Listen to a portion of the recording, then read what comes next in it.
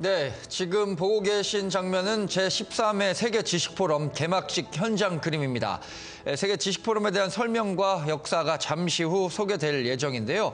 8시 타종을 시작으로 세계 지식포럼은 공식 일정에 들어가게 됩니다. 세계 지식포럼은 지난 2000년에 시작했습니다. 그동안 132개국 1950여 명의 글로벌 리더를 세계 지식포럼을 통해 만나왔는데요. 2만여 청중과 함께 지식을 함께 나누는 축제의 향연이 되었습니다. 2000년에 처음 시작해 올해는 13회째를 맞게 되는데요. 올해 주제, 김재현 앵커 어떤 게 예정돼 있습니까? 네, 이번 세계 지식포럼의 주제는 위대한 도약, 글로벌 위기에 대한 새로운 해법입니다. 올해 역시 세계 경제 상황은 어렵고 또 세계 30여 개국에서 정권 교체 선거가 치러지는데요. 자, 이러한 위기를 어떻게 극복해서 도약해 나갈 수 있을지에 대한 해법들이 제시될 것으로 보입니다. 자, 오늘은 200여 명의 세계 석학들이 모이게 되는데요. 아마 사상 최대의 규모가 될 것으로 보입니다. 어떤 연사들이 오늘 오게 되나요? 네, 200여 명의 세계 석학들이 모이는 것도 중요하지만 이 석학 면면이 상당히 중요합니다. 어떤 인사들이 예정돼 있는가 살펴보면 주요 인사를 설명해 드리겠습니다. 김용 세계은행 총재와 콘돌리자 라이스 미국 전 국무장관, 그리고 또 베스트셀러 작가인 멜컴 그레드웰 등 굵직굵직한 연사들이 이 세계 지식포럼을 찾아오게 되는데요. 김용 총재는 저성장 국가를 구하는 최고 미기는 바로 지식이라고 강조하면서 세계 경제 발전을 위해 세계은행이 지식을 어떻게 활용하고 또 어떻게 전파해 나갈 것인지에 대한 소개를 할 것으로 보입니다. 콘돌리자 라이스 미국 전 국무장관은 국제사회에서 뚜렷한 리더십을 가진 국가가 없는 현재 상황에서 미국과 아시아 각국이 어떤 리더십을 펼쳐나갈지에 대한 의견을 내놓을 계획입니다.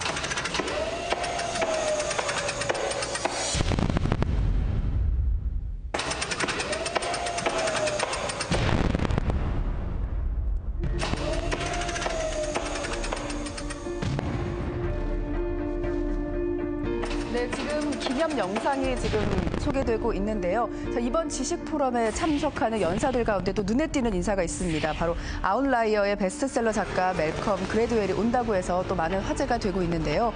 자, 위기의 시대를 돌파할 수 있는 경영 전략으로 약자의 역설을 주장할 예정이라고 합니다.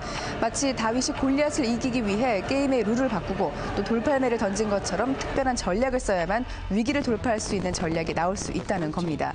자, 이 밖에 오늘 이루어지는 세션 중에는 마이클 에번스 골드만삭스 부회장과 루치르 사르마 모건 스탠리 이머징 총괄 헤드 등이 참석하는 것도 있는데요. 또 브릭스 이후에는 강력한 성장을 보일 국가는 어디인지 전망할 예정입니다. 네, 이 밖에 이번 지식포럼에는 한국 사회에서 대통령 선거 과정의 주요 이슈로 등장한 경제 민주화에 대한 해법을 구하는 세션도 있습니다. 잘못된 경제 민주화는 국가 실패를 초래할 수 있다고 경고하는 데런 에스모글루 MIT 교수와 성장을 위해서는 다양한 정책과 투자 전략을 잘 조합하는 게 중요하다고 말하는 데니 로드리크 하버드대 교수, 이 두 교수의 깊이 있는 의견을 들을 수 있는 기회가 있습니다. 네, 계속해서 지금 기념 영상이 나가고 있습니다. 자, 오늘 이어지는 포럼 사흘째는 크리스티안 불프 전 독일 대통령과 또 장피에르 라파랭 전 프랑스 총리를 비롯한 유럽 전직 정상 7명이 유럽 위기 해법을 내놓게 됩니다. 자, 이 밖에 이번 지식 포럼에서 얼굴조차 보기 힘든 여러 글로벌 CEO들도 많이 참석하게 되는데요. 양대 산맥이라고 할 수 있는 MGM 리조트의 가말 아지즈 사장과 또 라스베이거스 샌즈그룹의 마이클 레븐 총괄 사장은 또 카지노 시장의 미래에 대해서 이야기를 할 것으로 보입니다. 네, 또한 국내 주요 인사들도 오늘 참석할 예정입니다.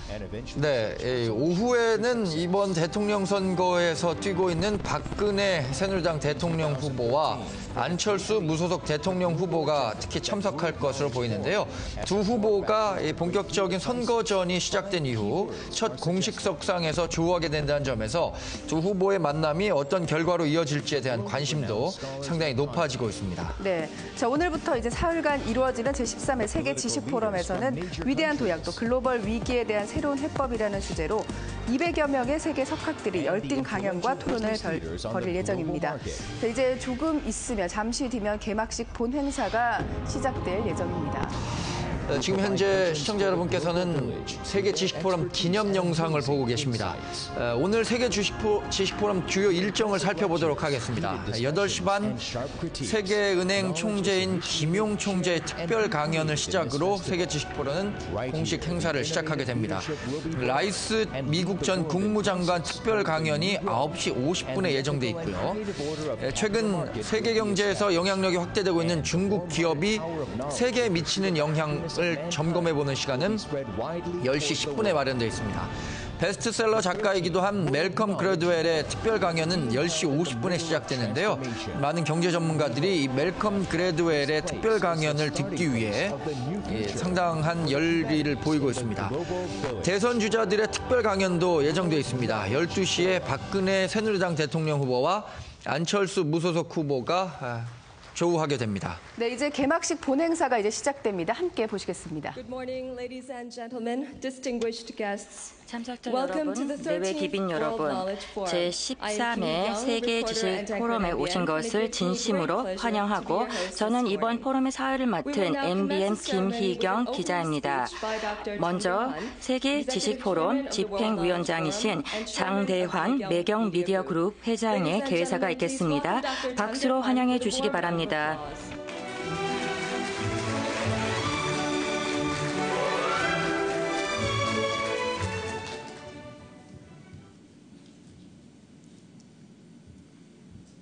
You know, the question was asked, where is your future? And 미래는 어떻게 될까요? 라는 질문을 사람들이 하는데 저와 같은 평범한 사람들은 요즘 일자리는 어디에 있느냐, 또 돈은 어디로 가느냐, 많은 나라들과 개인들이 이러한 질문들을 하고 있습니다. 내외 기빈 여러분, 연사 여러분, 안녕하십니까? 이 자리를 빛내주신 모든 분들께 감사를 드립니다.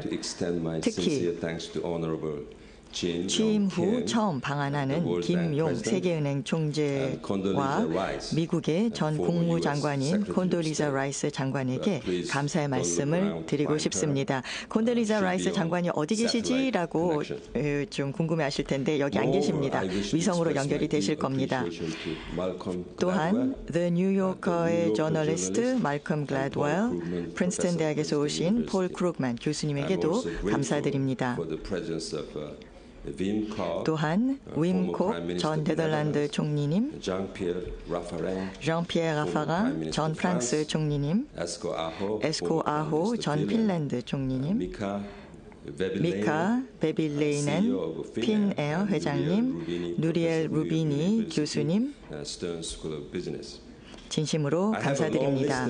사실 소개해드려야 할 연사분들이 아직 많이 남았지만 아쉽게도 시간 관계상 여기서 줄여야 할 것 같습니다.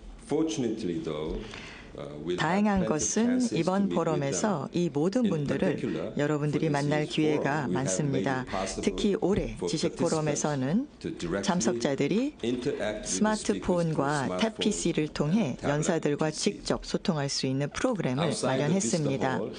비스타홀 밖에서는 팬 사인회도 열어서 연사들을 직접 만날 수 있는 기회가 있을 겁니다. 세계 지식 포럼은 아시아 금융위기 직후인 지난 2000년에 출범했습니다. 지식으로 새 천년을 만들어가자라는 주제로 출발을 했었죠. 지난 12년 동안 위기 해법을 찾기 위해 지식 포럼은 선도적인 역할을 해왔습니다.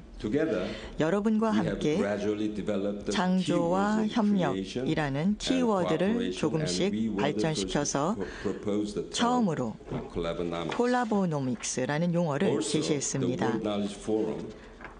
아시아의 중요성을 미리 강조한 것도 바로 세계 지식 포럼입니다. 그렇기 때문에 포럼에 원 아시아라는 슬로건이 빠지지 않고 있습니다. 세계는 이제 중요한 분기점에 서 있습니다. 정치적으로는 올해 한 해만 보더라도 30여 개 주요국에서 정권이 교체될 수 있는 선거가 있을 겁니다. 새로운 리더십과 지도자들은 이제 시험대에 오를 것입니다. 리더십의 변화는 잘못하면 리더십의 공백으로 이어져 정치적인, 경제적인 혼란으로 바로 이어질 수 있습니다. 가라앉기 시작한 세계 경제도 어려운 숙제입니다. 한치 앞을 내다볼 수 없을 정도로 모든 게 불확실합니다. 유럽의 경제 위기도 좀처럼 해결이 안 되고 있습니다. 정부의 경기 부양책이 단기적으로는 시장에게 도움이 될 수 있겠지만 많은 경제학자들은 장기적으로는 세계 경제에 도움이 안 될 것이다 라고 보고 있습니다. 작년 지식 포럼에서 저는 최근의 글로벌 위기는 지난 위기와 다르다고 강조했습니다. 2008년 금융위기만 해도 국제적인 협력을 통해 어느 정도 극복이 되었지만 최근의 위기는 국내외적인 정치 이슈와 맞물리면서 협력이 사실상 어렵습니다.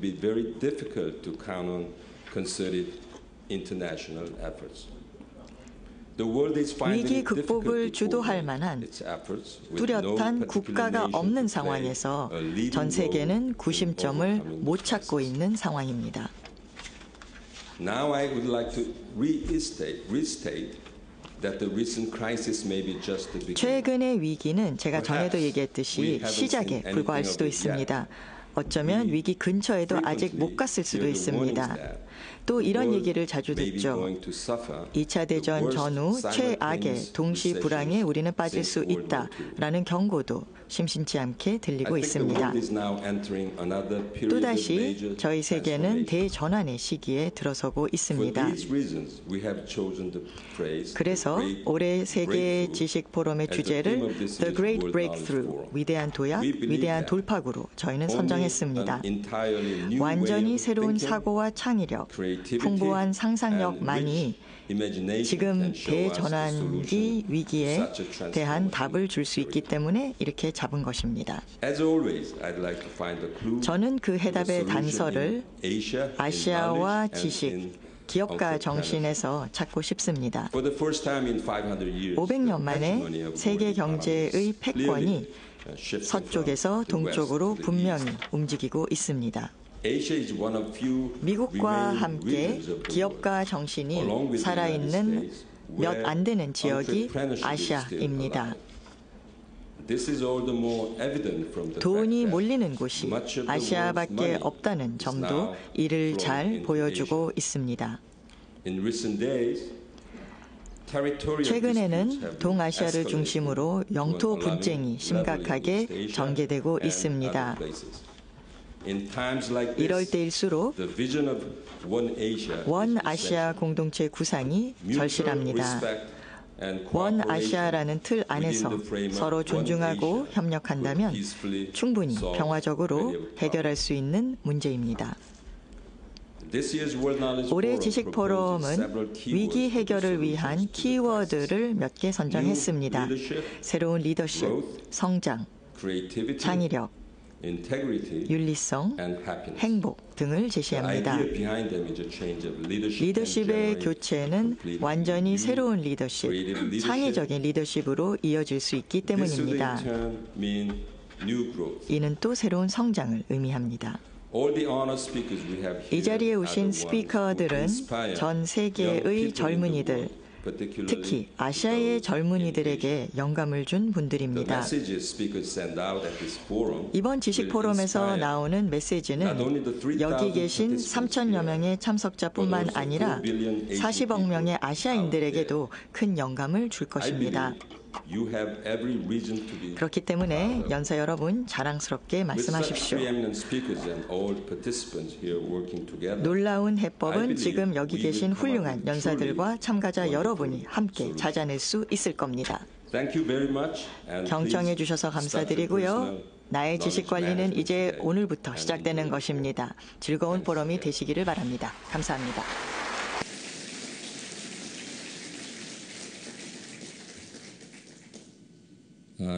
Ladies and gentlemen, 개막 연설은 이제 끝내고 다음 연사를 소개를 해드리겠습니다.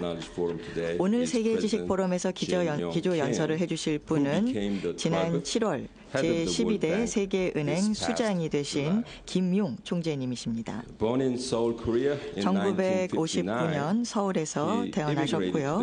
5살 때 미국으로 이민을 가셨습니다. 김 총재님은 하버드 대학교에서 의학과 인류학 박사 학위를 받으셨습니다. 중남미 등 빈민 지역에서 결핵 퇴치를 위한 의료 구호 활동을 펼치셨고요. 세계보건기구 에이즈 국장을 역임하면 개발도상국 에이즈 치료에 헌신하셨습니다. 2009년에는 미국의 명문대 다트머스 대학 총장으로 임명되셨습니다. 김용 총재는 세계은행의 사명을 개발금융 지원에서 글로벌 빈곤 퇴치로 포커스를 바꿔야 된다고 주장하신 분입니다. 제가 월프슨 전 세계은행 총재님에게 이런 질문을 한번 했습니다. 세계 지식은행으로 세계은행 이름을 좀 바꾸면 어떻겠냐라고 했는데 이제 좀 이렇게 돼가고 있는 것 같습니다. 경제 성장도 중요하지만 젊은이와 여성들을 안고 가는 동반 성장이 필요하다고도 말씀을 하셨습니다. 이제 단상으로 김용 총재님을 모시겠습니다. 큰 박수 부탁드립니다.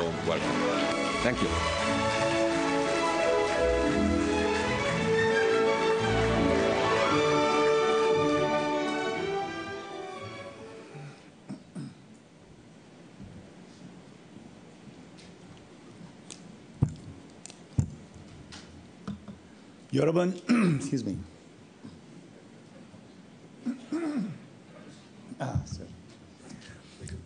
여러분 안녕하십니까?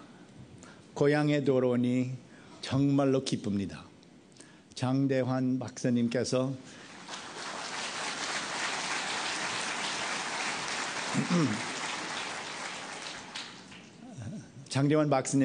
이렇게 빛나는 자리를 베푸시고 분에 넘치는 소개를 해주시니 마냥 겸손해지고 힘이 납니다.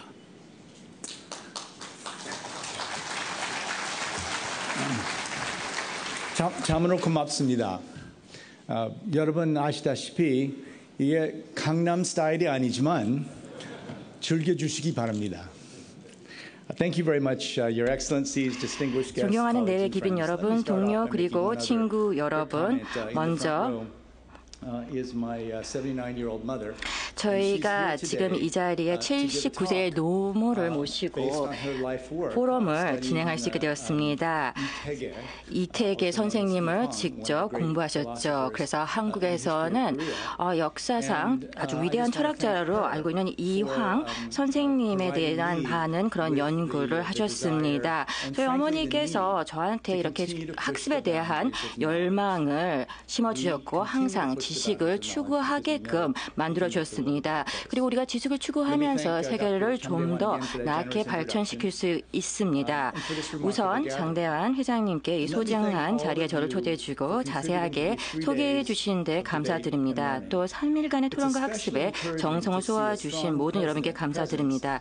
특히 고무적인 것은 한국의 민간 기업들, 한국 기업들의 실용주의와 탁월한 적응력으로 대한민국의 발전을 위해 많은 공헌을 했습니다.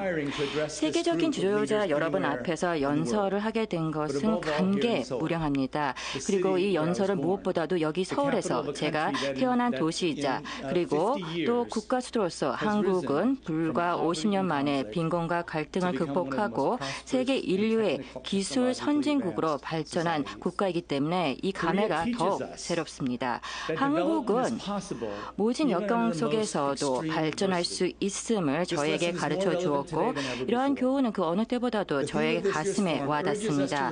금년도 포럼의 주제는 현재의 글로벌 도전 과제의 중요성을 인식하고 과감한 해결책을 제시하는 것입니다. 그리고 과감한 행동은 반드시 지식을 바탕으로 해야 한다는 것을 우리는 잘 알고 있습니다. 그렇다면 과연 어떠한 지식이 필요할까요?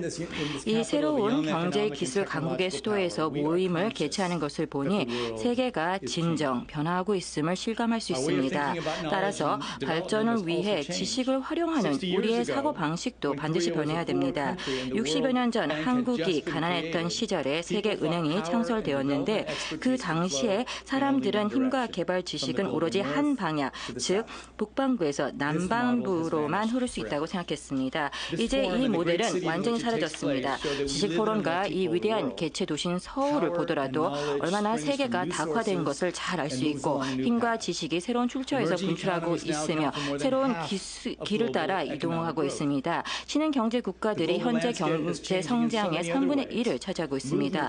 글로벌 상황이 여러모로 변하고 있습니다. 아랍의 봄, 로스 인디그나도스, 즉 분노한 사람들의 운동, 월스트리트의 점령 시위대 등 많은 국가들에서 발생하는 사회적 시위는 대중들의 참여 요구 그리고 번영의 혜택을 공평하게 나누자는 요구를 반영하는 현상입니다.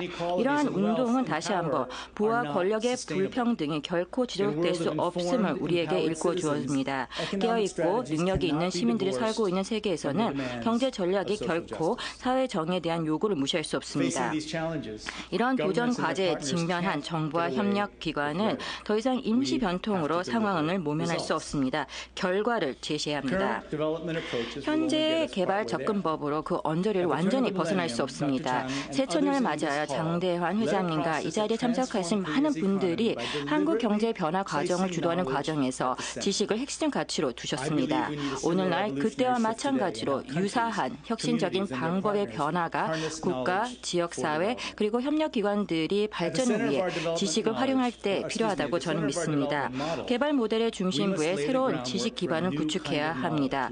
어떤 사람들은 그것을 전파학, 전달학이라고 부르고 바로 여러 국가들이 시민들의 개발 수요를 충족하기 위해 이를 활용할 것입니다. 오늘 저의 발언에는 세 가지 목적이 있습니다. 첫째, 개발에 있어서 전달하기 필요한 이유가 무엇이고 또 둘째, 지식 전달의 특성을 설명하면서 향후 전달의 모습에 어떤 영향을 줄 것인지를 말한 다음에 세 번째로서는 세계은행 그룹이 여러 국가들과 협력하여 전달 작업을 강화하고 미래 전달하기 기반을 창출하기 위해 취하고자 하는 확고한 절차에 대해서 말씀드리겠습니다. 전 세계 국가의 정치 지도자들과 또 파트너들과 대화하면서 반복적으로 듣는 메시지가 있습니다. 대부분의 국가들은 빈곤을 퇴치하고 또 번영을 이룩하기 위해 채택해야 할 전반적 정책 방향을 알고 있습니다. 이미 강력하고 일관된 개발 정책과 프로그램에 대해서는 서류상으로 많이 가지고 있죠. 하지만 원하는 결과를 거치 못하고 있습니다. 이 서류상 갖춰진 프로그램은 현장에서 그 효과를 발휘하지 못하고 있고 모든 국가에서 부흥별을 대응해야 할 최대의 도전 과제는 전달입니다. 전달이란 대중의 기대치를 충족하는 방식으로 사람들에게 재화 서비스를 제공함을 나타내는 고상한 단어입니다. 훌륭한 성과를 내는 민간 기업들은 전달 능력이 탁월합니다. 전달 체계는 공공 부분에서도 당연히 정부와 시민들 간의 사회적 계약으로서 매우 중요하며 발전을 위해 필수적입니다. 개발에 있어서 전달의 우선순위 항목에는 분명 우리가 기반 시설로 도로망, 전력망, 상하수도 체계 등을 포함하며 또한 교육, 보건, 의료, 사회적 보호 서비스 등도 여기에 포함됩니다. 현재 이러한 모든 분야에서 전달 능력의 부족은 이를 가장 필요로 하는 매우 낙후된 다섯 개 국가와 지역 사회입니다. 특히 민간 부분에 있어서 필요한 투자를 하고 있고 그리고 또 중소기업들이 제대로 성장하기 위해서는 제대로 된 전달이 그만큼 필요합니다. 그래서 이런 전달 능력의 결여 부족 현상을 우리가 타개를 해야 될 것이고 우리는 개발 결과를 향상시키기 위해서 이런 전달에 관한 도전 과제를 정면 돌파해야 합니다. 이것이 바로 세계은행의 차기 우선 과제이고 요컨대 우리들의 요구 고객들은 바로 이 점을 요구하고 있습니다. 모든 소득 수준에서 성공적으로 전달 체계를 구축한 개발 국가들은 있지만 하지만 이런 개별적인 그런 사례에 국한하지 않고 모든 국가와 개발 부분에 걸쳐 종합적인 발전을 이룩한 곳을 바라볼 필요가 있습니다. 이를 위해 우리는 서로 협력하여 새로운 지식 분야, 즉 개발에 초점을 맞춘 전달학의 기반을 구축을 해야 됩니다. 자신들의 상황에 맞게 우리는 거기에 적합한 전달 접근법을 찾아야 될 것입니다. 그래서 저희가 필요로 하는 그런 전달학이라는 것은 우리가 서로 함께 만들어놔야 될 것입니다. 국가들이 이를 주도할 것이고 민간 부문, 시민사회, 지역사회 그리고 글로벌 개발 파트너들이 여기에 공헌할 것입니다. 이곳에서 오신 하는 그런 다방면의 지도자와 혁신가 여러분들이 그런 도전 기회를 포착하여 아이디어와 에너지를 제시해 주시기를 촉구하는 바입니다. 이 토론을 진행하면서 저는 국가들과 세계은행 간의 노력 분담에 대해 명확히 말씀드리고 싶습니다. 프로그램을 전달하는 주체는 국가입니다. 한편 세계은행의 역할은 입증된 지원과 조언을 국가 정책 입안자들, 프로그램 이행자들, 민간 부분 협력자들에게 전달하는 것입니다.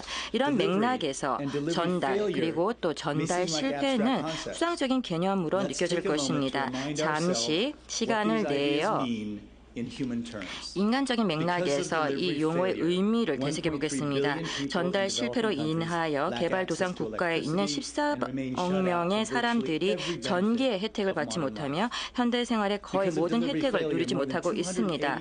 또한 전달 실패로 인하여 매년 28만 명 이상의 여성들이 출산 후유증으로 사망하고 있는데 이는 현재 의학으로 쉽게 대응할 수 있습니다. 반면 전달의 성공으로 인하여 탄자니아의 초등학교 졸업 아동 비율이 2000년 57%에서 2010년 90%로 증가하여 수백만 명의 아동들의 생활이 향상되고 보다 번영된 미래를 이룩하는 수단을 만들어냈습니다. 좋은 소식은 최근에 여러 분야가 발전함으로써 전달 체계의 향상에 도움이 된다는 것을 확인했습니다. 통찰력이 바로 시스템 엔지니어링, 의학, 전략, 운영, 경영 등 다양한 분야에서 나오고 있습니다. 이러한 모든 부분에서 새로운 전달 분야의 증거를 제시함으로써 국가별 개발 성과를 향상시키는 데 도움을 줄 수가 있습니다.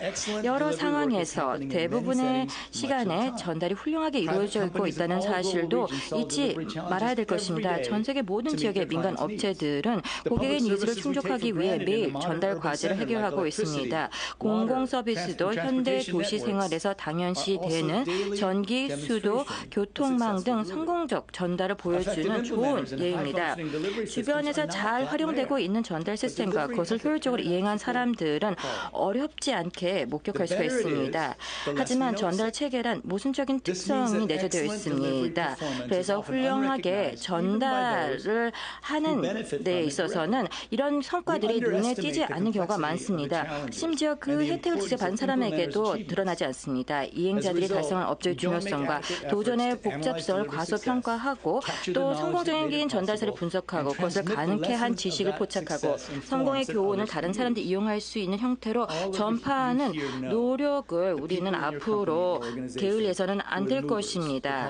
여기 참석하신 모든 분들은 소속 기업이나 조직에서 변화를 주도하고 문제를 해결하며 어려운 상황에 대처할 때 회사가 호출하는 핵심적인 사람들로 저는 잘 알고 있습니다. 제가 의료 분야에서 일한 경험에 비추어 저는 여러분들을 마스터 임상의라고 부릅니다. 하지만 노련한 이행자라고도 칭할 수 있으며 바로 성공적인 모든 조직에서 여러분들은 존재하고 있습니다. 전달 분야에서 성공의 기반은 그러한 이행자의 머릿속에 있는 암묵적 지식입니다.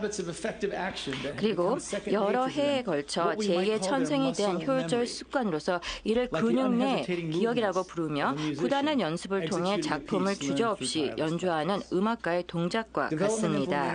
개발 이행자들은 일선에서 작업을 수행하며 경력을 쌓으면서 근육 내 기억을 습득하며 해결책을 시험하고 결과를 관철하고 또 수정하고 다시 시험을 수행합니다. 그와 같은 많은 학습 주기를 통해서 누적된 경험이 실용적 노하우가 됩니다. 훌륭한 개발 결과를 달성한 대부분의 국가와 파트너에 있어서 그러한 성공을 주도하는 것은 실질적으로 암묵적 이행자들의 노하우입니다. 이때 도전 과제는 훌륭한 달성한 성과가 개인적 차원에서 벗어나 부문 전반에 걸쳐 광범위한 전달 품질 개선으로 이어지도록 하는 것입니다. 이를 위해 우리는 개별 실무자들의 겸용적 노하우를 분석 지식 수준으로, 즉 과학 수준으로 끌어올려야 합니다. 우리는 많은 이행자들의 성과를 분석하고 비교해야 합니다. 그리고 이행자들의 경과 실적을 정치, 사회적 여건, 그리고 국가 역량 및 전달 성과에 영향을 주는 기타 요소들에 관한 자료와 연계시켜야 합니다. 효율적 메커니즘의 창출로 이행자들이 서로 지속적으로 학습하고 전달 지식을 공유할 수 있게 하며, 또한 이런 선순환적인 효율적 학습 주기를 만들어서 실무자들이 지속적으로 혁신을 시험하고 결과를 획득하고 결과를 활용하여 새로운 실험을 설계할 수 있게 하는 것이 바로 전달학을 향하는 여정입니다. 이런 여정 없이 전달학은 전달 실패가 될 것이며 대량의 이행자들의 혁신은 제대로 평가되지 못해서 결국 분석 과정에 투입되지 않아 학습의 공유도 이루어지지 않을 것입니다. 이런 개발 노하우를 공유할 수 있는 그런 기회가 상실될 것이고 이런 낭비는 막아야 됩니다. 그래서 바로 전 세계의 가난한 사람들이 혁신의 접근성을 높여서 그들의 삶을 향상시킬 수 있는 기회를 제공해야 됩니다. 전달 체계의 4가지 요점을 설명하면서 우리가 전달 분야를 정립하고 그 잠재력을 실현하기 위해 협력할 때 중요한 점이 무엇인지를 말씀드리겠습니다. 첫째, 전달은 문제 해결입니다. 이는 실용적 지식으로 확고한 목적을 달성하기 위해 가장 효율적인 수단을 모색하는 것입니다. 중요한 점은 전달책에 매우 상황과 밀접한 관련이 있습니다. 해결책은 특정 시간과 장소의 필요성과 기회에 의해 결정됩니다. 그래서 세계은행은 애초부터 전달 지식 기반을 구축하기 위해 국가별 이행자와 지식사회와 함께 협력할 것입니다. 세계은행은 120여 개 국가 현장에서 지속적으로 상주하고 있습니다. 지역 문제에 초점을 맞춘 전달 지식 허브를 현지에 구축하도록 지원할 것이며 이러한 국가별 플랫폼을 지역 및 글로벌 자원과 연계시킬 계획입니다. 전달 지식 허브는 다양한 형태와 다양한 방식으로 운영될 수 있지만 그 목적은 해당 국가들의 체계적 학습을 지원하는 것입니다. 현지에서 문제를 해결해서 하는 데 초점을 두지만 상황적 지식을 취합하여 총체적 경험과 증거 자료를 활용할 수가 있습니다. 그래서 바로 로컬과 글로벌의 선순환을 만들어 특정 상황에 맞는 지식이 다른 상황에 적용 또는 응용될 수 있게 해야 합니다. 중요한 것은 철저하게 로컬 지식을 다른 데 사용할 수 있게끔 해야 될 것이고 바로 세계은행은 지식 중개인으로서 핵심 역할을 수행할 수 있습니다. 먼저 전달 과정에서 현지 혁신을 지원하고 해당 지역의 결과물을 제대로 평가해서 범세계적으로 가용한 증거로 통합하는 것입니다. 세계은행의 조건부 현급 지급 CCT 프로그램에서 증거를 수집하고 전파하는 것이 가장 대표적인 것입니다. 90년대 후반에 브라질, 멕시코에 CCT 프로그램을 운영을 했고 그로부터 200여 차례의 남낮 지식 공유 프로그램들을 진행을 해왔습니다. 둘째, 전달은 복잡한 시스템과 관련되어 있습니다. 개발에 있어서 전달의 역할은 사회적 목표에 대응하는 것입니다. 사회는 상호 연결된 시스템으로 사회적 목적을 달성하려면 상호 영향을 주는 다수의 자연적 인위적 시스템을 활용을 해야 될 것입니다. 다수의 저소득 국가들의 역량은 제한적이고 시스템도 취약합니다. 하지만 복잡한 시스템을 구축하고 관리하는 분야가 바로 세계은행의 탁월한 능력이 있는 분입니다. 지난 60여 년 동안 전 세계 국가들의 사회적 목적 달성을 지원하기 위해 시스템을 설계하고 운영해 왔습니다. 그리고 또 민간 부분에 있어서도 같이 긴밀하게 협력을 했습니다. 저희는 총체적으로 분석을 해서 역량 격차와 애로사항을 파악하면서 개입 지점을 알아낼 수가 있습니다. 그리고 전달책을 정립하기 위해 국가들과 협력하면서 관련 사안에 대처하고 우리의 기존 시스템 노하우를 활용하면서 이를 새로운 방식으로 적용할 것입니다. 마이클 포터 교수와 제가 하버드 대학에서 글로벌 헬스 딜리버리 프로젝트를 시작했을 때 저희는 보건 시스템의 도전 과제를 연구했습니다. 그 결과 보건 시스템을 제대로 이해하기 위해서는 의사나 공공의료 전문가뿐만 아니라 인류학자, 경영 전문가, 역사학자, 기자, 윤리학자 등으로 구성된 다학제적인 팀이 필요하다는 것을 알게 되었습니다.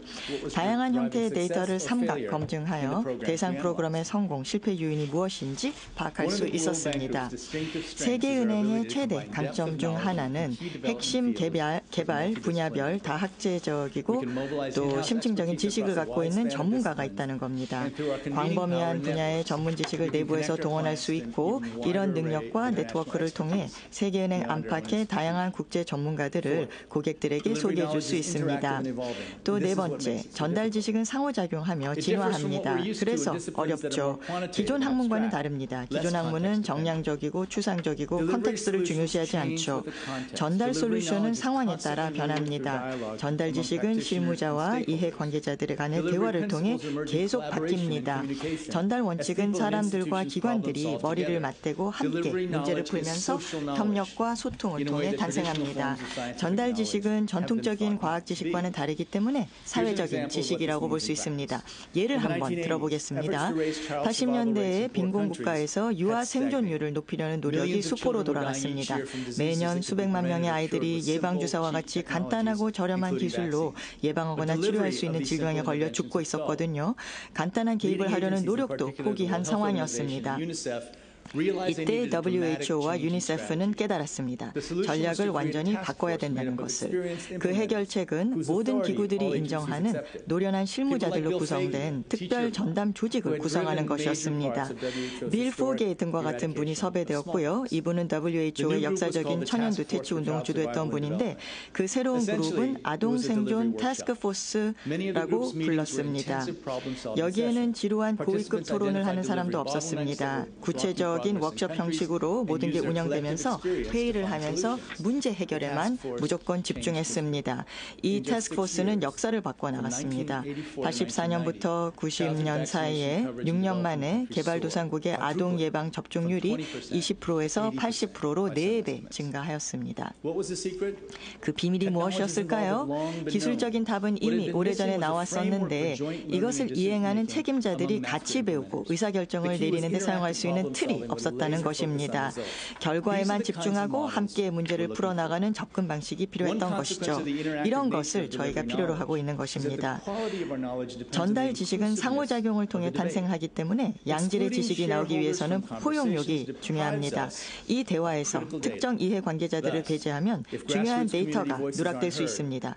지역사회의 목소리를 우리가 차단하면 우리가 이해하는 전달 프로세스가 왜곡되거나 불완전해질 수 있습니다.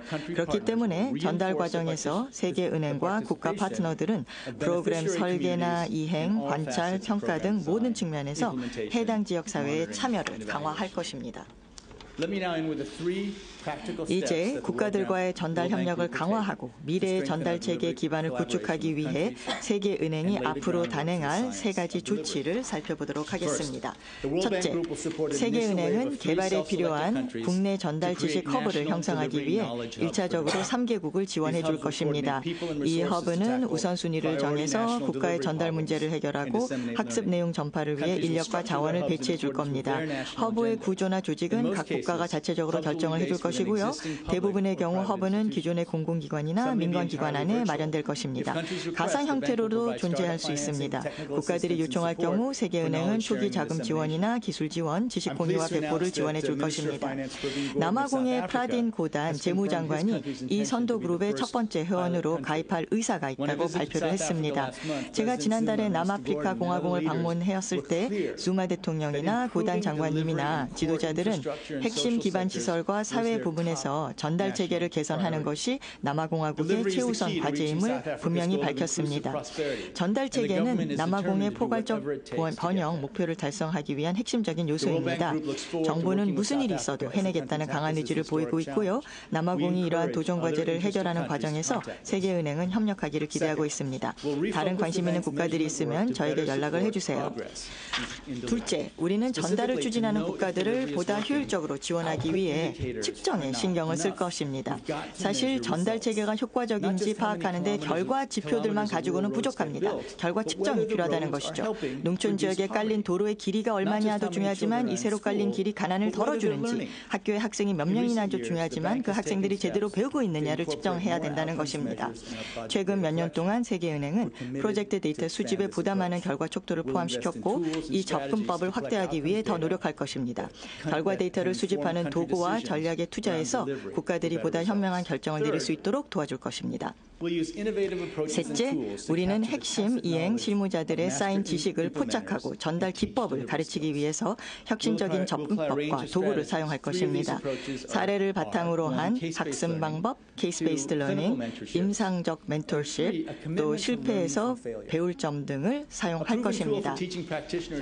복잡한 시스템에 대해 실무자들을 교육하는 검증된 도구로는 사례 연구법, 케이스 스터디 메서드이 있습니다.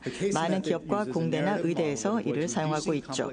여기서는 복잡한 상황을 단순하게 만들기 위해 이야기 모델을 사용하고 있습니다. 하버드 대학교에서는 글로벌 보건 의사 결정자들이 복잡한 시스템을 탐구할 때 이 사례 연구법이 매우 효과적인 방법이라는 것을 발견했습니다. 세계은행은 전달 사례 자료실을 구축하고 세계은행 직원들과 이 서비스를 활용하고자 하는 각 국가의 실무자들을 교육할 때 이것을 교재로 쓸 계획입니다. 사례 자료실을 신속히 확장하기 위해 전 세계의 저희 파트너들의 협조와 참여를 구하고 있고요. 또 저희는 세계은행 안에서 차세대 인재를 확보하기 위해 멘토십 프로그램도 마련할 예정입니다. 이 프로그램을 통해 유망한 젊은 전문가들이 노련한 이행자들과 함께 일할 기회를 갖게 될 것입니다. 그래서 같이 실제 고객의 문제를 해결하는 협동 작업을 통해 자신의 노하우를 전수할 것입니다. 세 번째 학습 기법은 저에게 특히 중요합니다. 이제까지 개발기관들은 마지못해 실패를 인정했고 그 실패 내용을 공개적으로 분석하는 것을 꺼려했습니다. 근데 세계은행에서는 이제 안 그럴 겁니다. 결과가 좋지 않은 정책과 프로젝트에서도 배울 것이 많거든요. 많은 기관들은 실패한 내용을 재검토하고 배우려고 안 합니다. 근데 우리가 실수를 인정하고 무엇이 문제였는지를 진단을 하고 그 내용을 남에게 알려주지 않으면 똑같은 실수를 또 범하지 않을까요? 저는 세계은행이 개발기관의 하나의 본보기가 되기를 바랍니다. 훌륭한 전례도 있습니다. 많은 세계은행 직원들이 이미 fail fair, 실수 박람회라고 하는 토론회에 활발히 참여하고 있습니다. 특정 프로젝트가 기대치에 못 미친 이유를 탐구하고 있는데 저는 이 행사를 확대하고 보다 체계화하여서 그 결과를 널리 알리고자 합니다. 제가 직접 이 워크숍을 주재할 예정입니다. 12월 초에 첫 워크숍을 가질 건데요. 직원들을 책망하지 않고 저희는 좋은 의도였지만 만족할 만한 결과가 나오지 못한 요인들을 함께 이해하고 고민하는 자리가 될 것입니다. 앞으로는 그 참여 범위를 확대해서 관련 공동체와 외부의 비판적인 시각을 갖고 있는 분들도 모셔서 얘기를 할 것이고요. 회의록과 도출된 결론을 공개하고 발표할 겁니다. 끝으로 세계은행 사업의 본질로 돌아가 보고 싶습니다. 회원국들과의 관계를 살펴보겠습니다. 또 이 나라에 살고 있는 그 빈곤층을 어떻게 도울 수 있는지 보겠습니다. 이러한 전달 체계를 함께 구축하는 작업이 회원국과의 관계를 근본적으로 발전시킬 것이라고 저는 보고 있습니다. 저는 전달 학습의 협업, 인터랙티브한 본질에 대해 말씀드렸죠. 상당 기간 동안 세계은행과 고객들의 전통적인 대여자, 차입자 관계에서 이행과 학습을 위한 진정한 동반자 관계로 저희의 관계는 발전하였습니다. 그 과정에서 저희가 보유한 기법들을 연계해서 같은 목표를 향해 우리는 검증된 활동을 지향하고 있습니다. 전달학은 변화를 촉진하는 촉매입니다. 세계은행은 이제 단순히 자금과 지식을 제공하는 조직이 아니라 고객들과 함께 실험하고 창조하고 학습하는 조직으로 진화하고 있습니다. 세계은행은 또 고객들이 혼자 못하는 일들을 해주고 있습니다. 지식 관련 글로벌 공공재를 만들어서 학습 과정을 지역과 국가가 안팎으로 공유할 수 있도록 지원을 해주고 있습니다. 세계 정치 지도자들을 만나서 전달학 이야기를 해보면 모두 글로벌 파트너들이 드디어 감을 잡았구나, 드디어 깨달았구나 그러면서 다행이라는 반응을 보이고 있습니다. 일부 국가들은 수년 동안 이런 문제들과 씨름을 해왔거든요. 그 성사에 걸린 게 많다는 것을 잘 알고 있거든요. 오늘의 경제적인 불확실성에 얽매이지 않고 많은 정부, 민간부문, 시민사회 지도자들은 빈곤 축소와 번영 추구라는 뚜렷한 목표를 갖고 있습니다. 야심찬 목표를 갖는 것은 옳습니다. 전달 체계에 따라 성패가 결정된다는 것도 국가들은 잘 알고 있습니다. 함께 간다면 우리 모두는 합심하여 새로운 개발의 장을 열 수 있습니다. 일반인, 특히 극빈자에 대한 우리의 약속을 지킬 수 있는 이행 능력을 끊임없이 향상시키는 시대를 열어갈 것입니다. 감사합니다. Thank you very much for that speech, Mr. Kim Yong Kim. It was an honor to hear you speak. 연설문 감사드립니다. 그런데 바로 내려가시면 안 되고요. 저희가 질의응답 시간을 함께 총재님과 진행하도록 하겠습니다. 이번 Q&A 시간을 사회를 맡아본 것은 블룸버그 아시아의 리샤드 설라만 앵커입니다. 네, 정말 세계은행에는 아주 흥미진진한 미래가 있다고 생각합니다. 그리고 또 총재님께서 직원들을 대하는 것, 그리고 또 고객들을 대하는 데 있어서도 정말 많은 것이 기대가 되는데요. 세계은행이 잘하는 것, 못하는 것에 대해서 먼저 말씀해 주시기 바랍니다. 제가 취임을 하자마자, 그리고 이제 빌 클린턴 전 대통령께서 전화를 주셨습니다. 그래서 클린턴 대통령께서 짐, 바로 복도에 가서 직원들을 직접 만나서 세계은행을 잘 이해를 해야 된다. 그리고 사람들을 움직이게 하는 것이 무엇인지를 파악해야 된다라고 얘기를 해줬습니다. 그 조언을 따라서 저는 부서마다 들어가서 방문을 했습니다. 그리고 저는 두 가지 질문을 직원들에게 했습니다. 언제 우리가 최고였냐? 그리고 항상 최고가 될 수 있는 방법이 없겠냐라고 하면서 다양한 이야기들을 들었습니다. 최고의 이야기는 저희가 모든 그런 규칙들을 버리고 그냥 정면 돌파, 문제 해결을 위해서 총력을 기울인 것입니다. ITA 지진 이후 키르기스탄의 그런 정치적 혼란 속에서도 세계은행이 들어갔습니다. 90년대에도 그랬고 또 터키의 위기 때도 그랬고 그다음에 쓰나미 직후 인도네시아에도 세계은행이 들어갔습니다. 저희가 긴급하게 투입이 돼서 들어간 거죠. 그래서 오히려 어떤 규칙 때문에 움직이지 못하기보다는 최고의 그런 역량을 가진 사람들을 전 세계에서 차출을 해서 문제가 발생한 지역으로 바로 들어갔을 때 결과가 아주 변혁적인 그런 구조적인 변화를 이끌어냈다고 이야기를 하고 있습니다. 그래서 요즘 우리가 많이 고민을 하고 있는 것은 이제는 이렇게 한 번으로 끝나면 안 되고 항시 이렇게 최고의 성과를 낼 수 있어야 할 것입니다. 그래서 다행히 저희 세계은행에서는 일주일에 2번 만나는 이사회가 있습니다. 그리고 아마 민간 부분에서 오신 분들은 항상 상주하는 그런 상임 이사들과 같이 이야기를 하면서 많은 그런 결과들을 만들어낸다고 생각합니다. 그래서 저희도 구조를 좀 변화시킬 필요가 있습니다. 다행히도 저희가 기회를 볼 때 그리고 그런 기회에 빠르게 대응하고 움직이고 그렇게 할 수 있으면요 결과는 더욱더 좋을 수밖에 없고 큰 아주 긍정적인 변화를 할 수 있다고 생각합니다. 그런데 빈곤을 퇴치하려고 할 때 패러다임을 우리가 바꿔야 될까요? 어떤 기존의 패러다임을 깨고 변화를 우리가 유도를 해야 될까요? 또 이렇게 하기 위해서는 또 이 지식 전달을 제대로 해야 되겠지만 월드뱅크에서 제가 이런 얘기를 했습니다. 얼마나 오래 걸릴까라는 질문을 먼저 던졌습니다. 절대적인 빈곤을 퇴치하기 위해서 뭐 1.25 25전 미만으로 생계를 유지하는 사람들을 돕기 위해서는 어떻게 해야 될지 이제 물었습니다. 그러니까 뭐 한 25년 안에 이제 1% 정도만 우리가 줄일 수 있다면 좋을 것 같다라는 얘기를 했는데 우리가 매일 같이 일하는 파트너들끼리 합의를 제대로 할 수 있다면 또 빈곤 퇴치를 더 조기에 어떻게 할 수 있을까? 우리가 합의만 한다면은 뭐 20년, 25년 전보다 더 빨리 이룰 수 있겠죠. 그런데 뭐 기관 전문가들은 뭐 어떤 빈곤을 계산하는데 정확한 척도를 갖고 있지만 뭐 답은 이렇게 나왔습니다. 뭐 정확한 답은 모르지만은 아주 좋은 아이디어를 내셨습니다. 그래서 어떻게 우리가 일을 잘 조율시켜서 이런 질문을 해야 될 것 같습니다. 우리가 조직적으로 파트너들과의 관계를 맺을 때 양자 어떤 그 기부 국가나 기부 단체와 이제 일을 할 때 지금까지 일했던 방식을 어떻게 바꿔야 되는지 또 구체적으로 어떤 그 역사의 어떠한 틀을 우리가 어떻게 바꿀 수 있는지 고민을 해야 된다는 겁니다. 그러니까 역사의 어떠한 이 틀을 우리가 좀 궤도를 좀 바꿔서 이 빈곤 퇴치를 조금 더 중기에 어떻게 달성할 수 있을지 고민을 해봤습니다. 근데 세계은행은 이런 질문이 적절한 질문이라고 생각하고 있고 이제 모든 것을 저희가 검토하고 있습니다.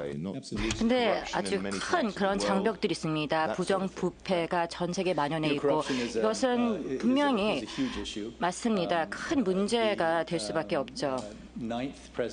그래서 세계은행의 9대 총재인 짐 월퍼슨 총재가 바로 이야기를 했습니다. 그래서 부정부패에 대해서 많이 언급을 해주셨는데요.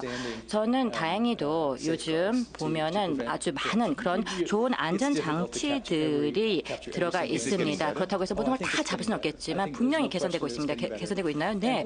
그래서 한 가지 말씀드릴 수 있는 것은 우리는 부정부패를 보다 더 잘 탐지하고 있으며 그리고 그 어느 때보다도 효과적으로 저희의 회원 교육들과 소통하고 있습니다. 부정부패를 세계은행은 용인하지 않을 것이며 그리고 그들의 목표를 달성할 수 있는 방법이 또 있다. 부정부패 외에도 라는 점을 강조하고 있습니다.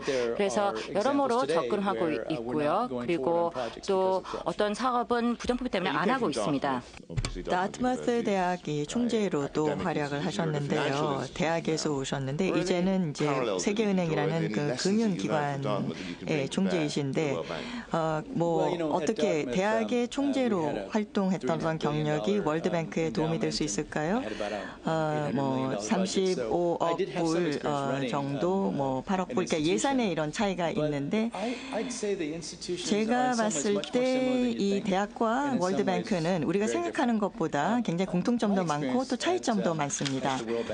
세계은행에 와 보니까 네, 이제 대부를 하는 기관이고 또 은행이기는 하지만 사실 지식도 굉장히 세계은행이 갖고 있는 자원 중에 중요한 자원입니다. 4천 명의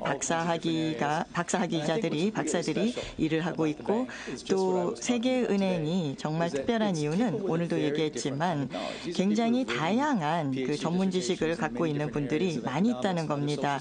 그래서 경제학, 사회학 이 그 박사들이 세계은행에 와서 뭐 12년, 뭐 30년 동안 일을 하면서 국가들에게 대출을 해주면서 또 고객들이 이렇게 대출받은 어떤 뭐 자원이나 또 대부금을 제대로 사용할 수 있도록 도움을 주고 있거든요. 이렇게 하기 위해서는 아주 특별한 지식, 전문가가 필요합니다. 특히 다트머스와 같은 아이비리그 대학을 보면은요, 아주 다양한 그 분야의 연구를 하는 사람들이 많습니다. 그리고 업스트림 연구를 많이 합니다. 그러니까 뭐 근시안적으로 어떤 결과가 나오는 연구는 아니지만 월드뱅크에 있는 사람들은 뱅크가 갖고 있는 지식을 가지고 현장에 나가서 그거를 응용하려고 움직이는 사람들입니다. 그래서 뭐 이 개발 전문가들, 이행자들이 또 이런 얘기를 하더라고요. 자신들이 하는 일들을 사람들이 인정을 못 해주는 것 같다라고 얘기를 하더라고요. 그리고 또 이들이 갖고 있는 전문 지식을 전파할 수 있는 어떤 통로가 없다라고 또 얘기를 하더라고요. 그래서 사실 지난 20년 동안 정말 이 전문가들은 그 위기를 겪고 있는 중간 정도의 경제 규모를 갖춘 국가들을 방문을 해서 많은 도움을 주었거든요. 그래서 이분들은 정말 많은 전문 지식을 보유하고 있습니다. 그러니까 이 전문 지식을 어떻게 활용할 건지 이 전문 지식을 끌어내서 다른 나라들에게 알려줘야 됩니다. 잘 활용하는 것이 관건이죠. 네, 그렇습니다. 그렇지만 가능합니다. 그리고 또한 여러 가지 접근법을 생각해 볼 수가 있습니다. 지식을 보다 잘 포착할 수 있는 방법에 대해서도 저도 개인적으로 한 7, 8년 전에 경험을 했는데요. 보건 분야에서도 전 세계적으로 정말 많은 변화가 있습니다. 그래서 좀 더 과학적인 방법으로서 전달학을 좀 만들어낼 수 없을까에 대해서 고민했습니다. 미국의 의료보건 시스템만 보더라도요. 아주 완벽한 완벽하지는 않습니다. 그래서 분명 근본적으로 우리가 하나의 허상 이상을 가지고 있다고 생각하는데요. 미국의 보건 체제의 허상 중에 하나는 아주 위대한 그런 지식이 있습니다. 기초 과학에서 이제 주는 것이죠. 그리고 이것을 좋은 사람들에게 전달해 주면은 그게 됐다라고 해서 이제 의사가 있으면은 다 된다고 생각하지만 의사만 가지고 되는 것은 아닙니다. 의사들은 아주 훌륭하게 의료 서비스를 제공하고 있죠. 그렇지만 그것을 운영하는 거에 있어서는 충분하지 않습니다. 그러면 그 의사를 세계은행 총재로 우리가 임명해야 되겠군요. 사실 저의 경우는 이 기술적인 이 전문 지식을 갖고 있는 사람이 이 그 리더가 되면 또 관리를 해야 되거든요. 그래서 저는 이거를 좀 매니지먼트 코치로도 일을 해왔고 또 리더십과 관련된 일을 많이 했습니다. 또 공부도 많이 했고요. 사실 훨씬 더 효과적인 리더가 될 수 있는 방법 굉장히 많거든요. 또 효과적인 전략도 많고요. 그래서 저는 마이클 포터와 같은 분들로부터 마셜 골드스미스로부터 저희 리더십 코치인데요. 많은 것을 배웠습니다. 저는 좀 겸손한 마음으로 이 세계은행의 총재직을 수락을 했습니다. 일단 세계은행 총재가 자연적으로 되는 것은 아닙니다. 많은 분들의 도움이 필요하거든요. 마이클 포터 교수님은 이미 세계은행을 방문해서 전략을 세우는 데 저에게 도움을 주셨고요. 사실 가장 중요한 것은 겸손하게 우리가 복잡한 문제에 임할 때 전달에 대해서 고민을 해야 된다는 겁니다. 또 의사 얘기를 또 해야 되겠습니다. 그래서 조금 다른 관점에서 보면은 이제 세계 경제를 한번 진단해 줄 수 있을까요? 뭐가 문제인가요? 그래서 동맥경화처럼 뭔가 막힌 것 같은데 어떻습니까? 세계은행은 현재 전 세계 경제를 아주 면밀하게 주시하고 있습니다. 많은 시간을 또 최근에 할애해서 유럽 지도자들과 면담을 가져왔는데요. 아주 간단한 해답은 없습니다. 한편으로 봤을 때는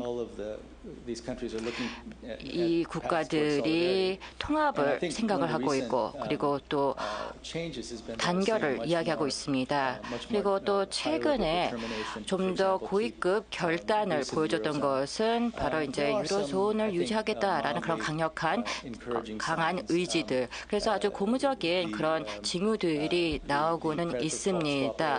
그래서 CDS 등에 대해서 좀 걱정스러운 부분이 있지만 과거보다는 훨씬 더 이 부분도 상황이 개선되었습니다. 그래서 여러모로 우리가 아직도 풀어야 될 그런 과제들은 있습니다. 이러한 배경 속에서 저는 굳이 전망을 하고 싶지는 않습니다. 세계은행 총재가 미래를 전망하는 것은 적절하지 않을 것 같습니다. 오히려 세계은행이 포커스를 둬야 되는 것은 필요한 그런 자원을 제공을 해서 가난한 국가들의 저력을 높여주는 것이죠. 그게 중요한 이슈이죠. 사실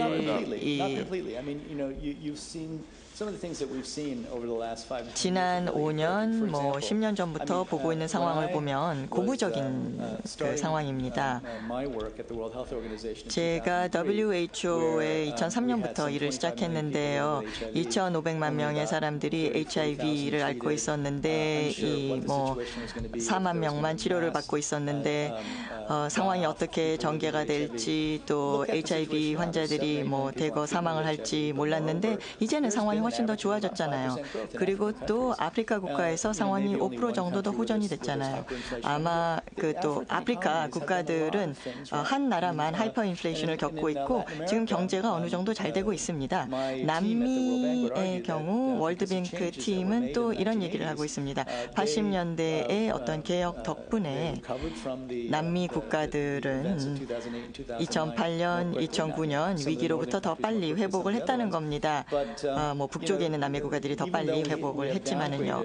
그래서 저희가 남미 국가들의 어떤 성장률을 우리가 하향 조정했지만 그래도 계속 성장을 할 겁니다. 그래서 이런 얘기를 하고 싶어요.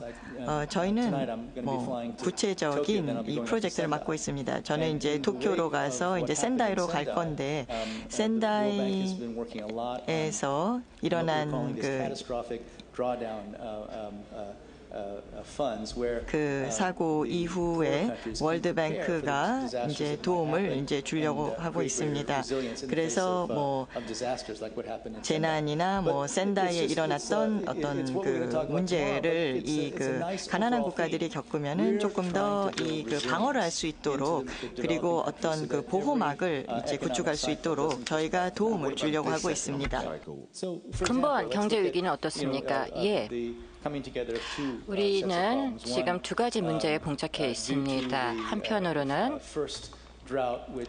바로 1차적인 그런 가뭄 현상이죠. 그래서 이제 인간에 의해서 만들어진 그런 지구 온난화, 그래서 여러 가지 그런 환경적인 문제가 있습니다. 그다음에 또 한편으로 위기로 있어서는 이제 유로존의 위기로 인해서 많은 스트레스가 생겨났습니다. 그래서 저희는 좀 더 구체적으로 직접적인 재정 지원을 하고 있으면서 그래서 아이들한테 굳이 밥을 줘야 되냐, 또 아니면 학교에서 아이들을 빼내야 되냐 이런 고민을 안 하게끔 하도록 저희가 재정 지원 그리고 아주 극심하게 가난한 그런 나라들에게 식량 안보가 유지될 수 있게끔 그다음에 이제 지속 가능한 농업에 대해서도 저희는 많은 신경을 쓰고 있습니다. 이런 기후 변화가 급변하게 이루어지는 그런 속에서 여러 국가들이 오히려 장기적인 전략을 수립을 해서 농업의 지속성을 아프리카 중남미에서 만들어내기 위한 노력을 했고 또 이것을 지원하는 펀드를 지금 현재 저희가 조성해서 운영하고 있습니다. 그래서 이런 위기 속에서 저희는 언제든지 여러 가지 방법을 통해서 국가들을 지원하고 싶습니다. 저희는 중기도 보고 장기도 보고 단기적으로 가난한 나라들의 저력을 만들어주고 있습니다. 지금 경기 침체나 위기가 이렇게 오래 지속되고 있는데요. 그러면 진짜 부의 어떤 축이 이렇게 이동하고 있는 건가요? 이게 무슨 말인가요? 그러니까 어떤 뭐 균형이 지금 바뀌고 있나요? 지금 서쪽에서 동쪽으로 아시아 쪽으로 이동을 하고 있다고 하는데 제가 마이클 포터 교수님으로부터 배운 게 하나 있습니다. 포터 교수님이 경쟁에 대해서 얘기할 때 이런 얘기를 합니다. 제가 처음에는 이해가 좀 안 됐어요. 포터 교수님이 경쟁에 대해서 얘기할 때는 모든 국가가 자기의 약점과 강점을 평가하고 점검하고 뭐 로컬 차원에서 지역 차원에서 점검하고 경쟁력을 빨리 확보하면 할수록 이건 좋다라는 얘기를 했습니다. 그래서 남미 국가들과 아프리카 국가들은 정말 진지하게 이렇게 하고 있죠. 그래서 더 경쟁력을 키울 수 있었습니다. 예를 들어보겠습니다. 루안다는 제가 잘 아는 국가입니다. 자주 제가 방문을 한 국가인데 제가 매년 뭐 비즈니스 리포트라는 것을 내는데 99일이 걸린다는 겁니다. 루인다에서 이제 중소기업이 등록을 시키는데 비즈니스 리포트에 나온 어떤 결과를 보고 이거를 단축시켜야 되겠다라고 깨달은 거죠. 그리고 이제는 99일에서 이틀로 단축이 됐습니다. 그렇기 때문에 굉장히 지난 몇 년 전부터 경제 성장률이 좋았고요. 또 다른 나라들도 만약에 중소기업이 그 등록을 하는데 99일이 걸리면은 민간 부분이 성장을 해서 일자리가 만들어지지 않을 것이다를 나라들이 분명히 알고 있거든요. 그래서 저희가 생각할 때는 그냥 어떤 부를 재분배하는 게 문제가 아니라 모든 나라가 정확하게 자기 상황을 파악을 하고 제대로 된 방향으로 갈 수 있도록 경쟁력을 키울 수 있도록 기술적인 지원을 해줘야 된다는 겁니다. 예, 그래서 사실은 만병통치약은 없다라는 얘기를 저희가 많이 하는데요. 좀 구체적인 예가 있을까요? 전 구체적으로 새로운 해법을 만들어낸 경우가 있었습니까? 예, 그러면 코트디부아르 나라를 예로 들고 싶습니다. 코트디부아르는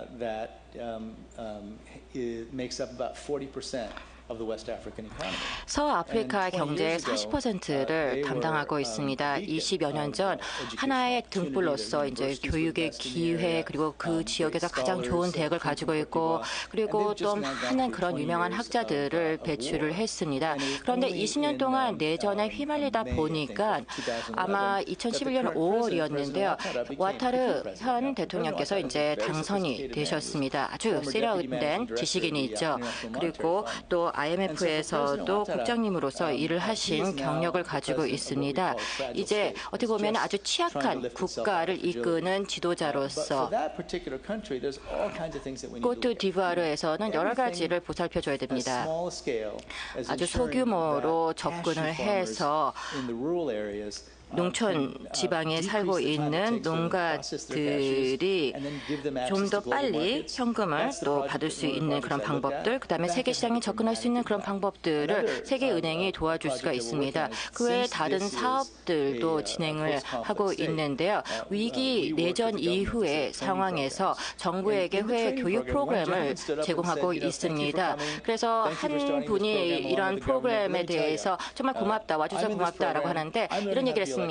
저는 전기공이고 바로 전기공에 대해서 공부를 하고 있는데 내 형제들은 배우지 못했기 때문에 내전이 다시 발생하면은 바로 이런 교육 프로그램이 운영이 제대로 안 될 경우에는 다시 이제 내전으로 들어갈 것입니다. 그래서 내전을 막기 위해서는 교육 프로그램의 확산이 필요합니다. 사람들이 뭔가 일거리를 계속 줘야 되는 것이죠.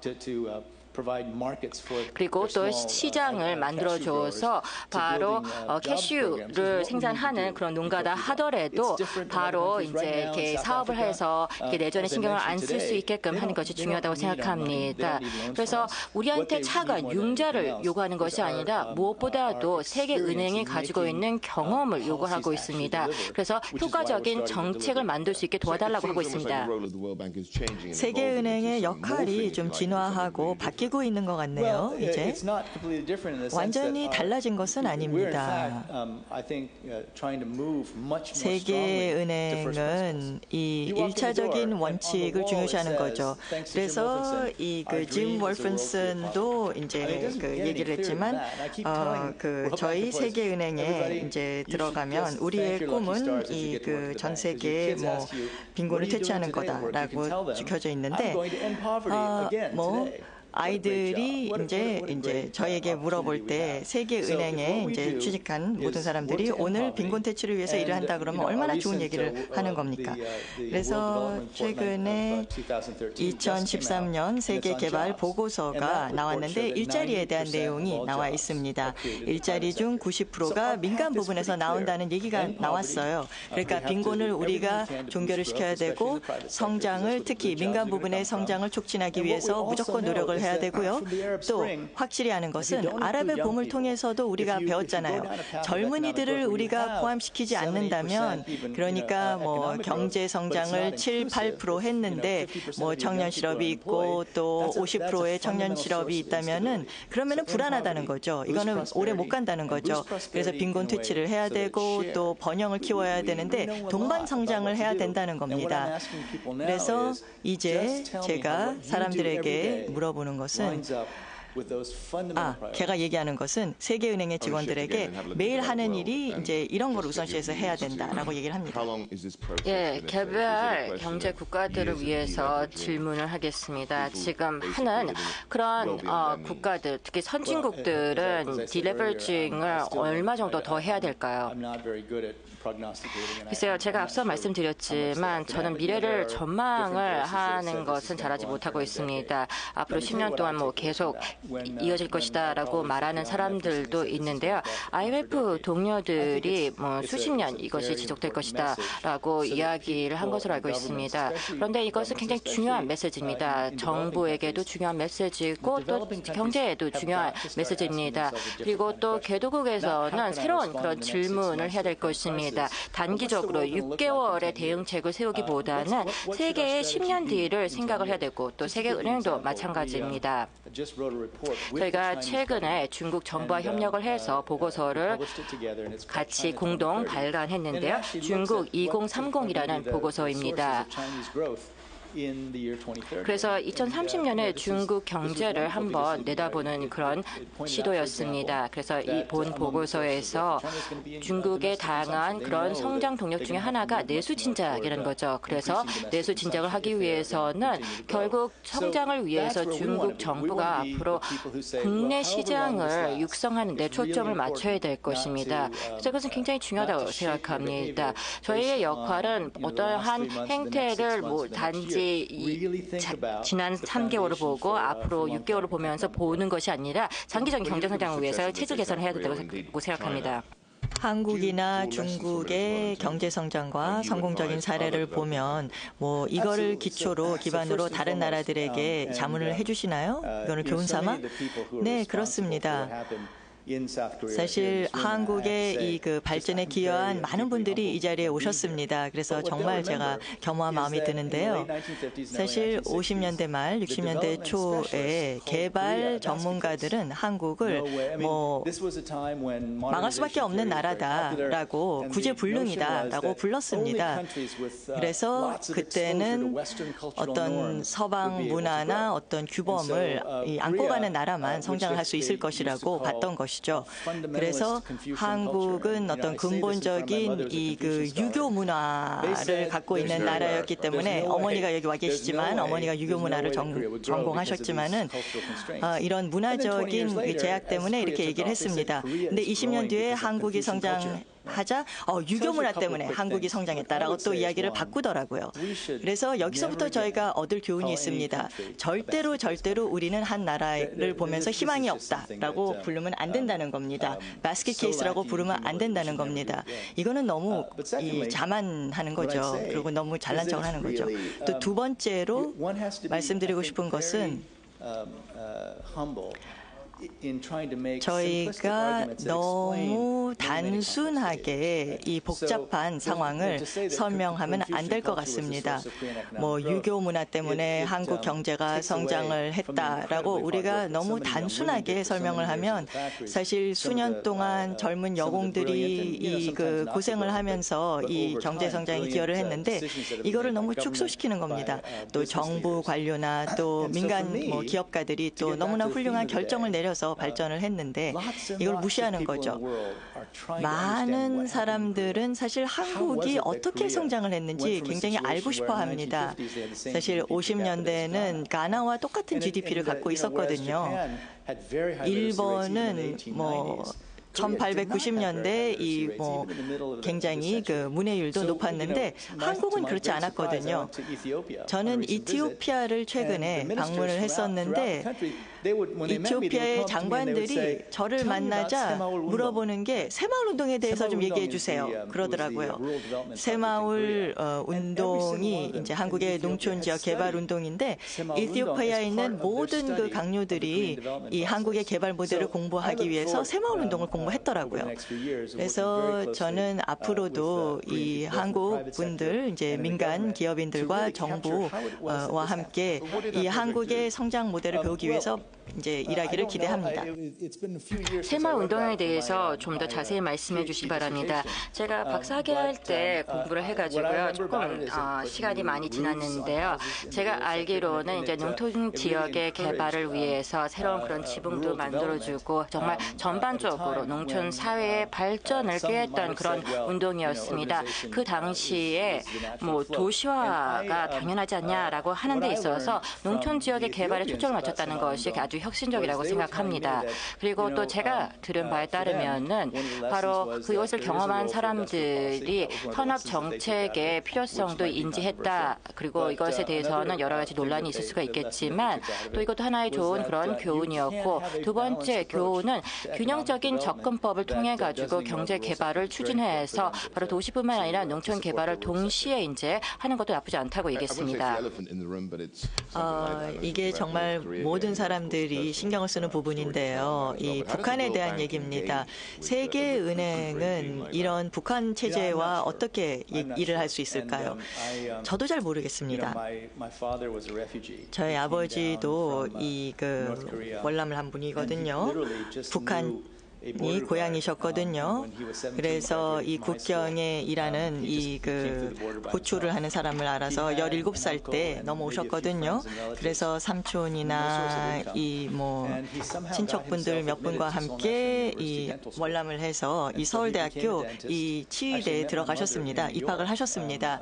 그리고 어머니를 뉴욕에서 만나셨습니다. 그 당시에는 한국 분들이 뉴욕에 별로 없었는데 17살 때부터 저희 아버지는 가족을 다시는 못 만나셨습니다. 아마 이 그 형제가 6명 정도 있었다고 그러세요. 그래서 사촌들이나 삼촌들 뭐 또 이모들이 또 고모들이 지금 북한에 살고 계실 수도 있습니다. 근데 의사로서 또 북한에 일어나고 있는 그 상황들을 보면은 정말 마음이 너무 아픕니다. 사실 세계은행이 아주 잘하는 게 인프라와 관련된 일입니다.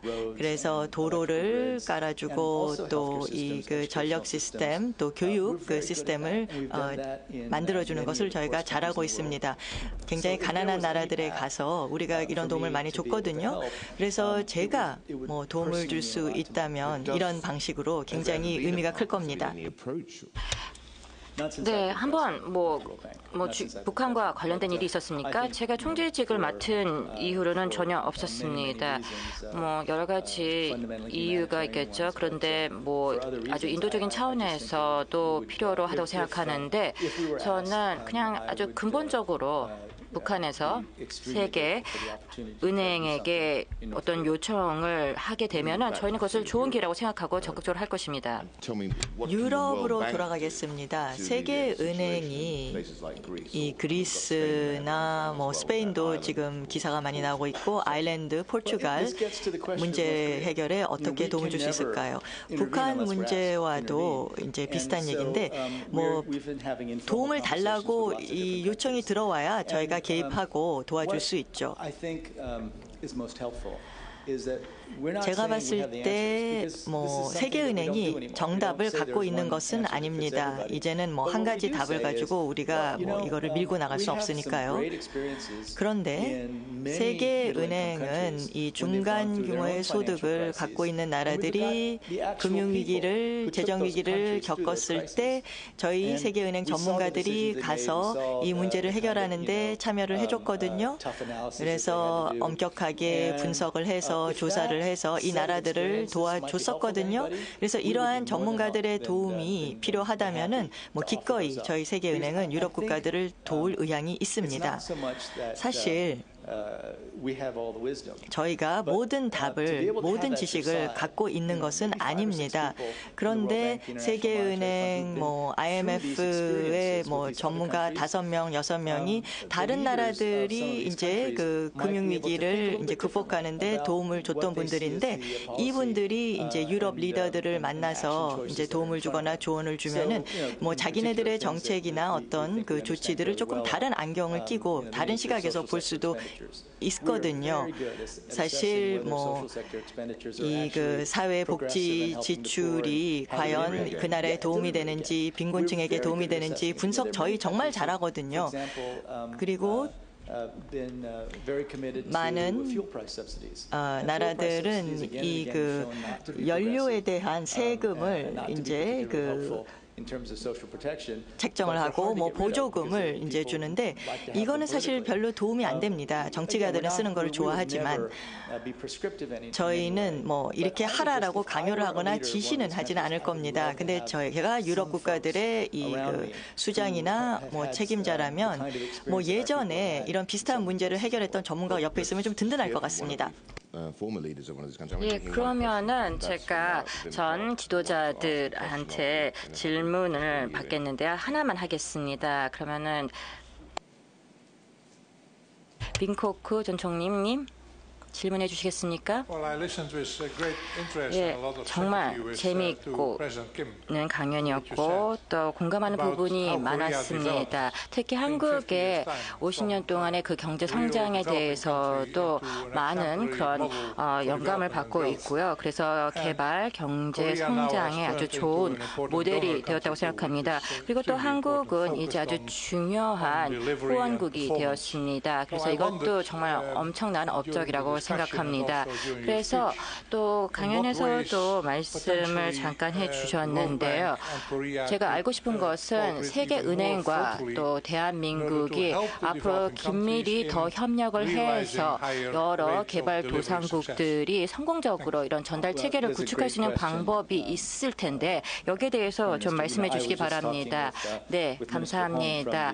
저는 지시경쟁부의 홍 장관님과도 잠깐 얘기를 나눴는데요. 세계은행은 바로 지금부터라도 제가 또 다음 주에도 이렇게 또 한국과 만나서 이야기를 할 시간이 있을 것입니다. 한국은 개발도상국의 성공 모델입니다. 그리고 한국에서는 정말 의식적으로 지식 경제의 필요성을 인식을 하고 그리고 지식 경제의 발전을 위해서 노력을 했습니다. 그래서 한국에서는 지금 많은 그런 유능한 지식인들을 배출했고 또 이 많은 분들이 해외에서 지금 현재 일하고 있습니다. 그래서 이런 모든 사람들을 다 저희가 모아가지고요. 보다 효과적인 그런 전달 체계를 한국과 세계은행이 공동으로 개발을 하면 좋을 것 같습니다.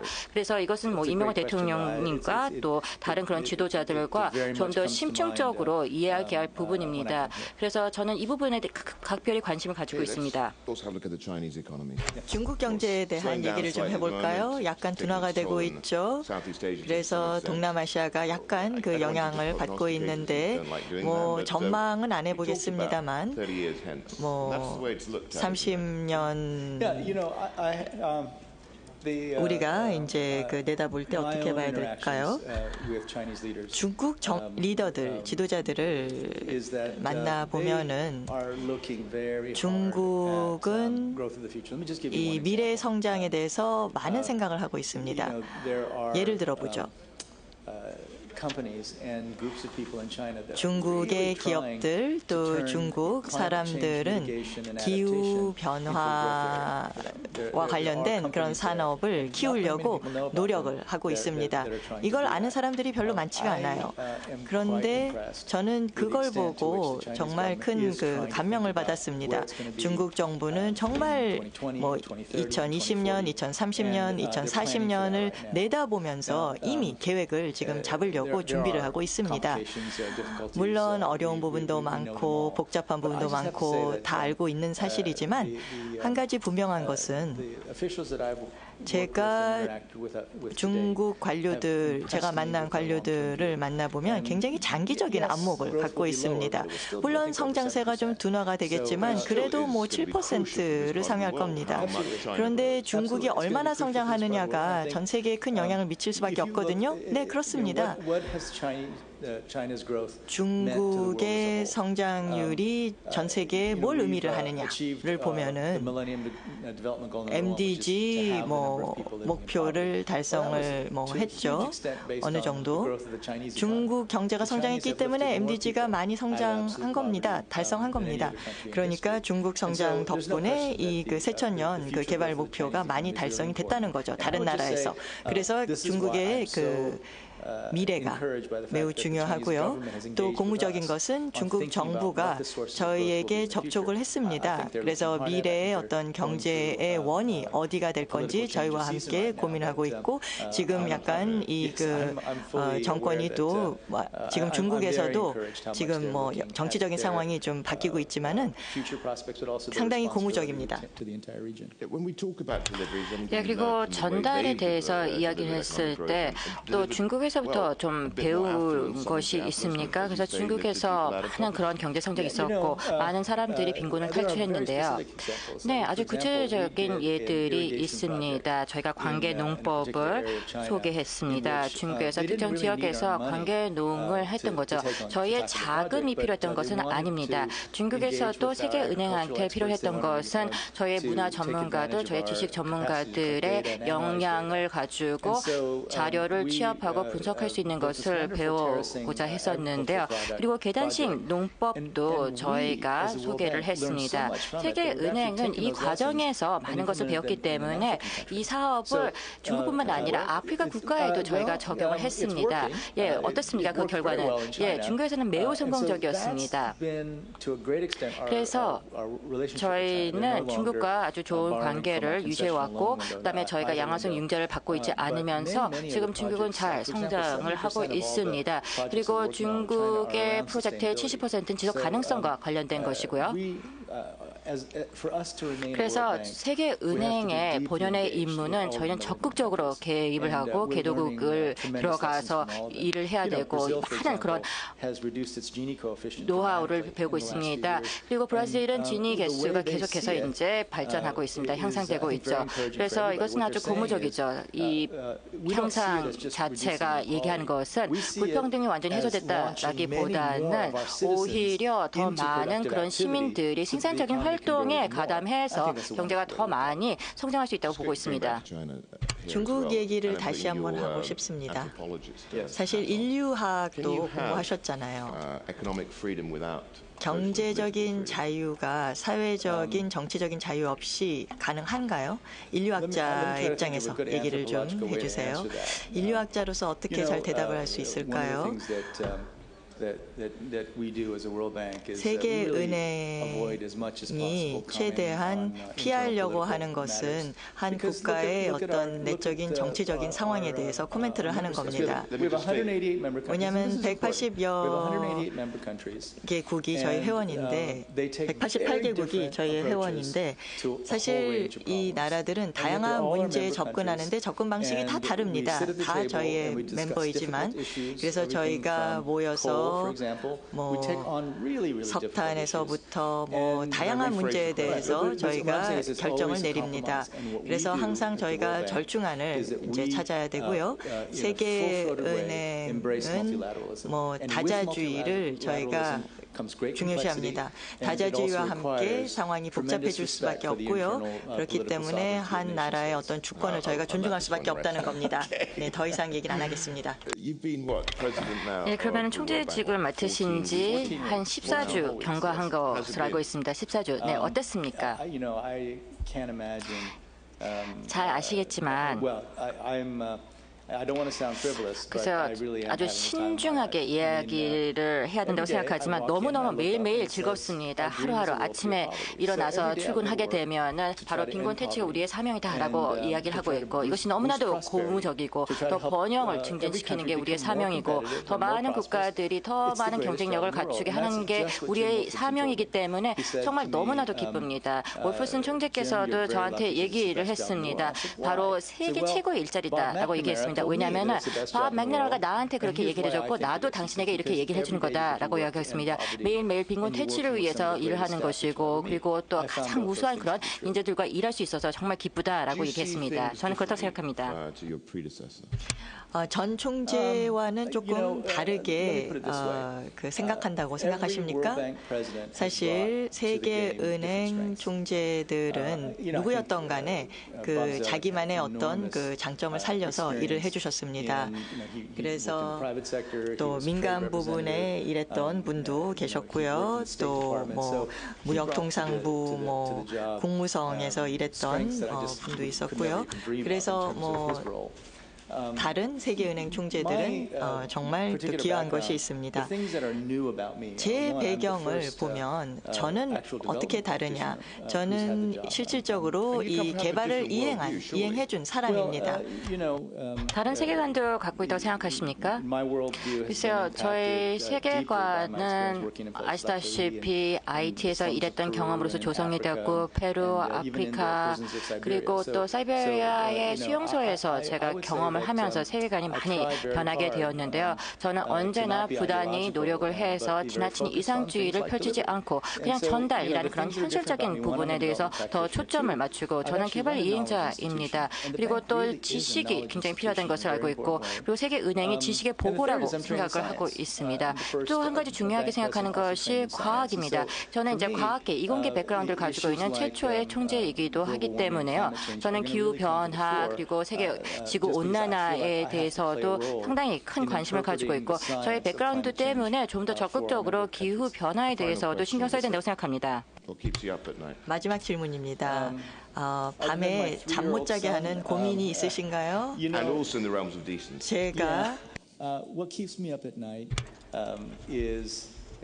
고민하는 것은 우리가 뭘 놓치지 않았을까? 가장 극빈층을 경기가 악화됐을 때 우리가 보호를 해주지 못할까? 사실 이게 제가 세계은행 총재로서 할 일이고요. 이런 문제에 대해서 저는 고민을 하고 있습니다.